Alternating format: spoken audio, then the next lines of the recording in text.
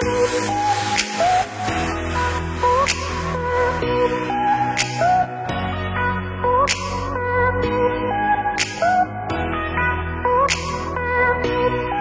to all the debt warriors listening, and welcome back to another episode of Millennial Debt Domination. I'm your host, Katie Fata. On the last episode, I talked to Rod Griffin from Experian about credit. We went over Credit 101 and all the basics you need to know from credit scores to reports. We also talked about how you should use your credit in order to remain in good credit standing. But things happen, and sometimes you can find yourself with a less than ideal credit score, and you find yourself with an extreme amount of debt. In times of financial hardship, many people feel they just want to give up because the debt they've gained is too much to handle. Fortunately, there's the NFCC, the National Foundation of Credit Counseling, that can point you in the direction of a nonprofit certified credit counseling organization that can put you on the right track to paying off your debt. In fact, Navicor Solutions is one of those NFCC organizations. If you find yourself struggling financially, we can set you up with a certified credit counselor here, and they can put you on a debt management plan that's specific to your financial needs. There's so much information a lot of people aren't aware of about credit counseling, so today's episode is going to be all about credit counseling. I'll be talking to Akila Watson, who is a Level 2 credit counselor at Navicor Solutions. Akila has been with Navicor for quite some time and has helped many clients get on the right financial path. We'll be going over all your frequently asked questions about credit counseling. Now, let's get to the interview.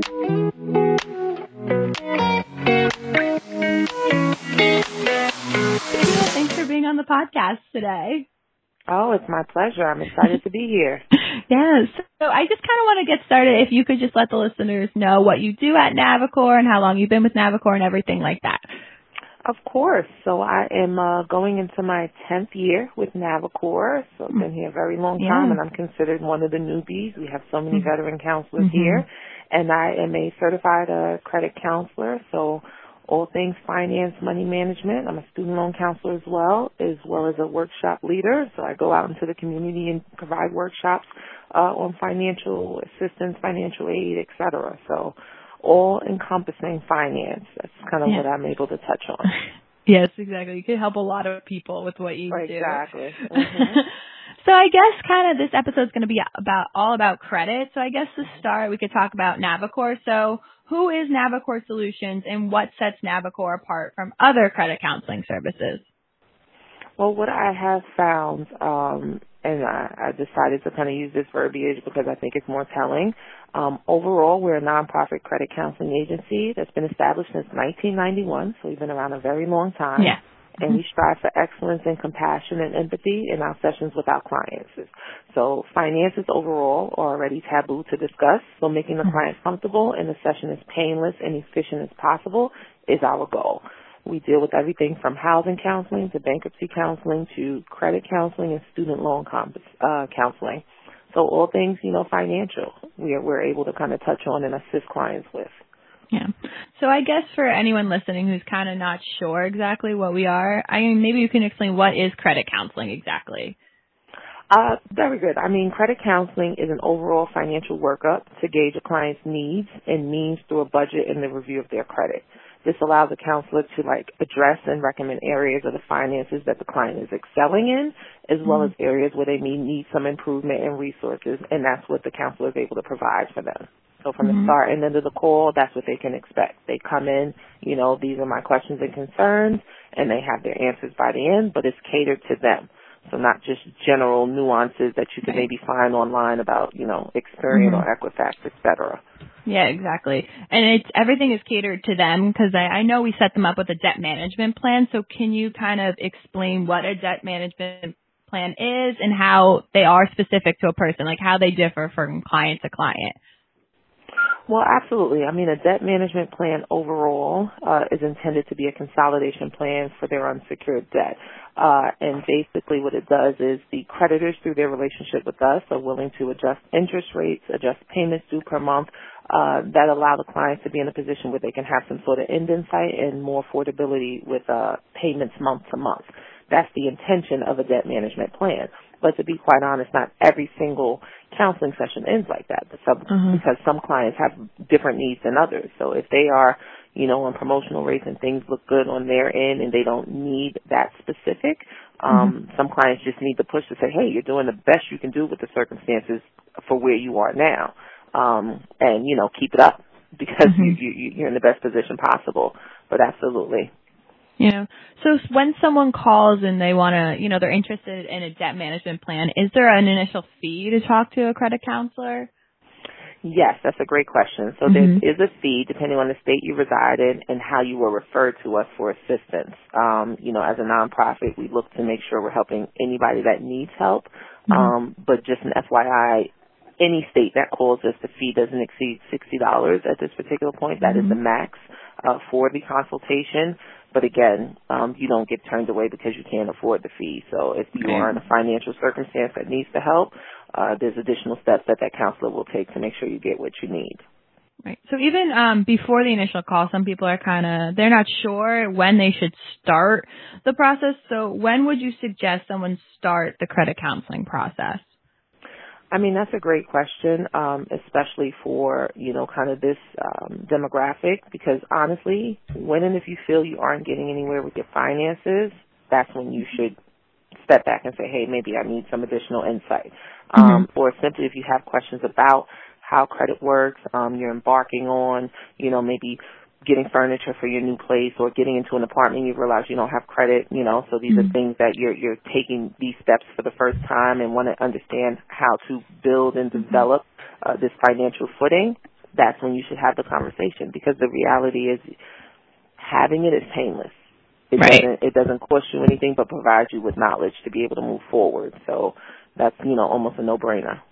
Right. And then some people might, when they decide to actually do it, they might do it because they're struggling financially. So how can it help someone who's struggling financially? Of course. I mean, honestly, when you're in the struggle and kind of, knee deep in it, it's very difficult to see a way out. But what this counseling session would do for them is give them the ability to take a bird's eye view of the finances, get expert advice on how to turn things around and or take things to the next level, right? Because we don't want to assume that everyone is, in such a bad position that they got to be dug out, but also maybe you're just kind of flatlining and not necessarily getting anywhere. Credit isn't growing, so understanding how to kind of move forward, but you'll have that counselor there to assess the circumstances. We're not connected to the situation emotionally, so we can be that voice of reason where if, you were thinking, what, I may need a part-time job or, maybe I need to cut these things. You have someone else coming in and saying that actually is a good idea or, have you ever thought of these types of things? And it pushes you in the direction you needed to go just to take that, that next step. Yeah, exactly. And the counselors, they help so much. So can you kind of walk us through what happens when you talk to a counselor during a session? Of course. To be honest, is generally as it can be put, it literally is just a conversation, right? So the client tells us their concerns. We work through that, put together a budget, just whatever they know. So there's no pressure where you need finite numbers down to the penny, but we put together as thorough a budget as possible.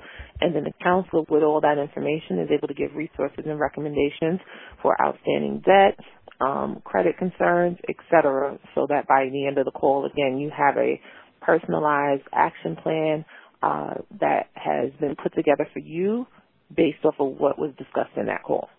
Right.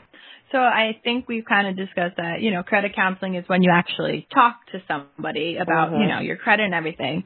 So how does that differ from something like credit repair? That's a great question because there's so many, scam agencies per se out there that kind of run under that guise and kind of get lumped into the credit counseling umbrella.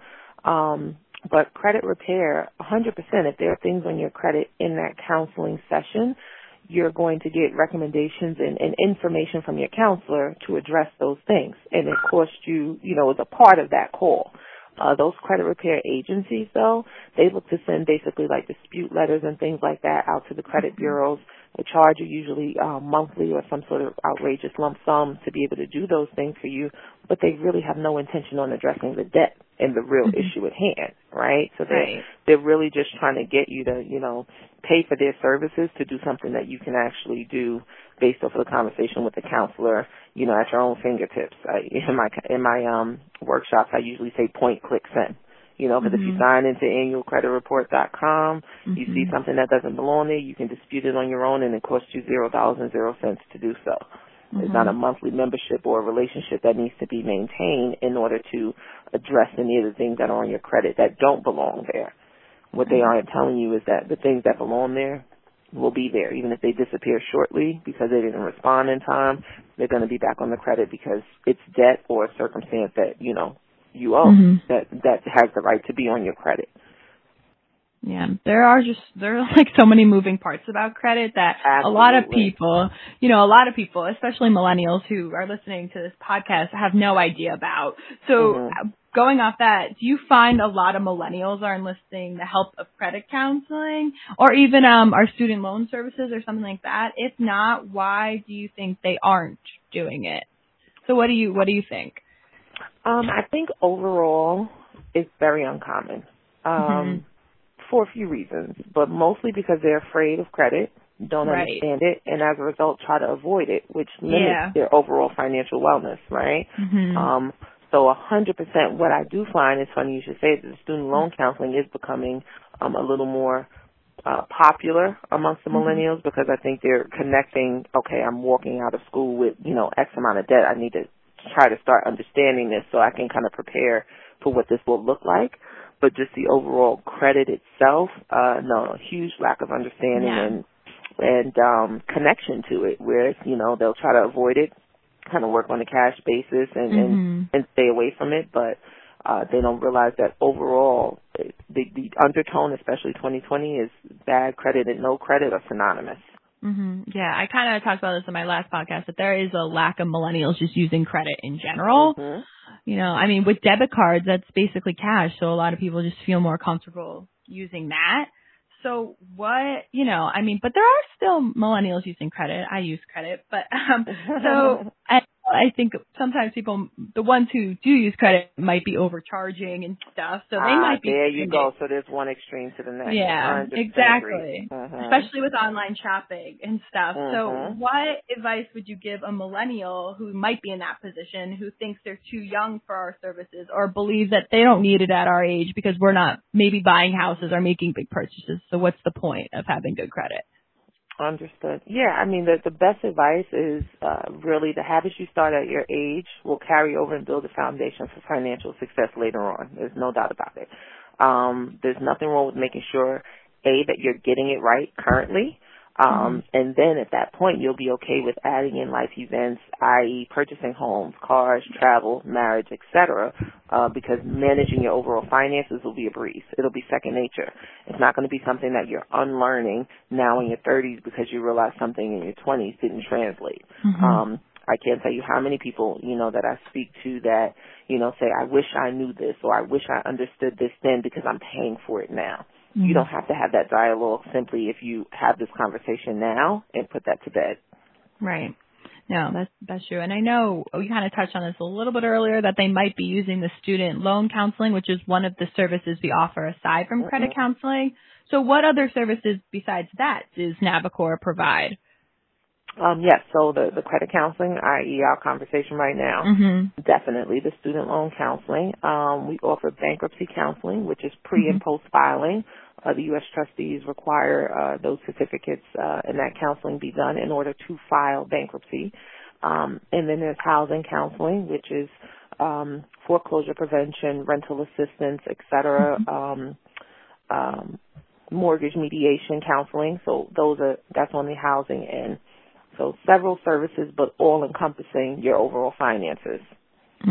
Yeah, that's what ties it all in and people's finances. So, so speaking of that, if someone's in so much debt and they feel that they might not even be able to repair it, do you think it's ever too late to seek help, or is there always like a way to repair someone's debt? Oh, always. Always. Yeah. It's absolutely. And I know it's a little taboo to say it, but it's never too late. Literally, there's always a way, because honestly, even something as final as a bankruptcy filing, you can still remedy your credit afterwards. So even if you're there and back against the wall, a counselor will walk you through it, let you know what to expect, and help you navigate your way out of it. Right. So there's always, light at the end of the tunnel. The great thing about credit, and I say this in my workshops all the time, is it's ever flowing. So there's not a point where it stops simply because there's a monthly reporting that happens. So because of that, you can go right back in and rebuild and restructure and reestablish those relationships. And time is one of those things that heals the wounds. So the further you get away from the discrepancy, the better, because it will stop lingering. Yeah, and speaking of time, you just kind of have to, you just have to be patient, too, with it, I think. I'm so glad because that's a very good point, and I actually, the patience is this instant gratification thing that we have. And quite honestly, credit is one of those things where, no, it's not easy to develop it going in. Excuse me. No problem.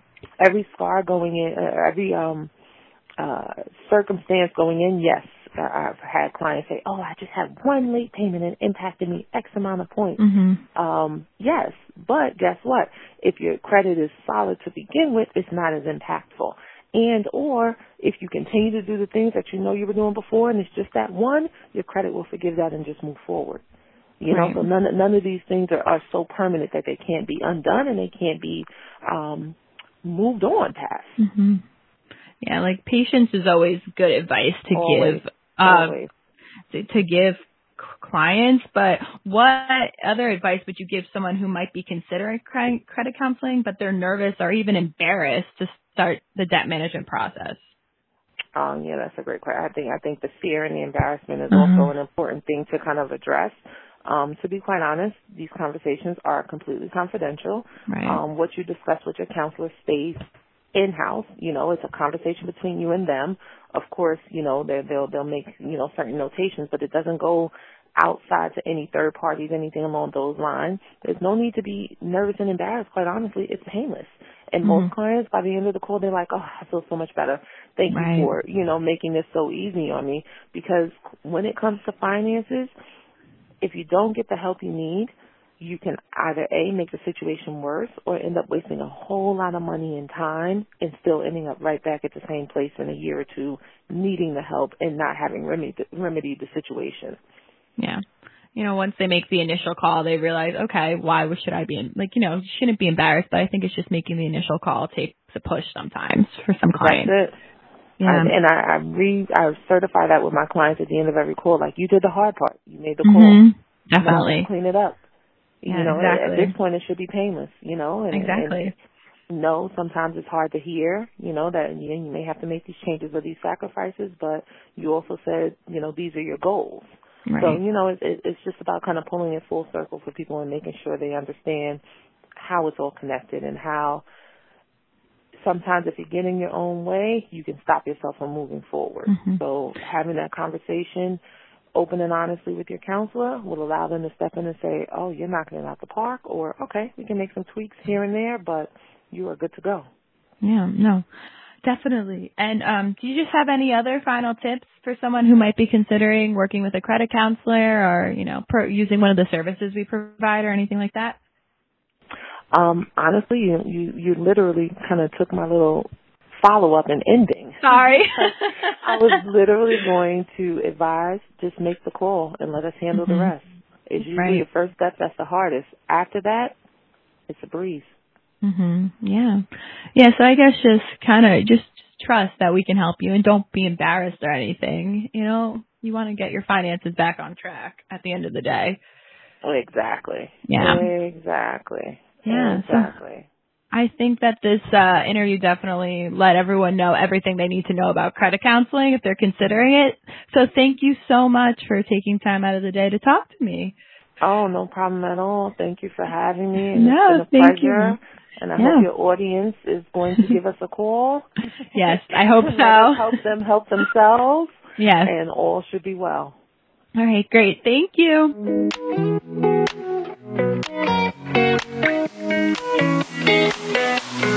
After listening to this interview, all of your credit counseling questions should be answered. Akila is very knowledgeable about credit counseling and provided some great information to the listeners today. As we said, the hardest part is making the call. Once you've made the call and talked to the counselor, you're on your debt management path and things get easier from there. Even if you think your debt is too far gone for repair, it's not. There's always an opportunity to use credit counseling to repair your debt and credit score. Don't feel embarrassed to use a credit counseling organization. They're here to help you reach your credit goals. I'll put all the information for the NFCC and all of our information at Navicor in the description of this podcast. This will make it easier for you to get in contact with a nonprofit certified credit counseling organization and get the financial help you need. So on that note, this concludes another episode of Millennial Debt Domination. Thank you for listening and subscribe to the podcast wherever you're listening. If you want to take it one step more by leaving us a review on Apple Podcasts, that would be greatly appreciated. That's all for now, Millennials, Gen Zers, and everyone else listening. Bye.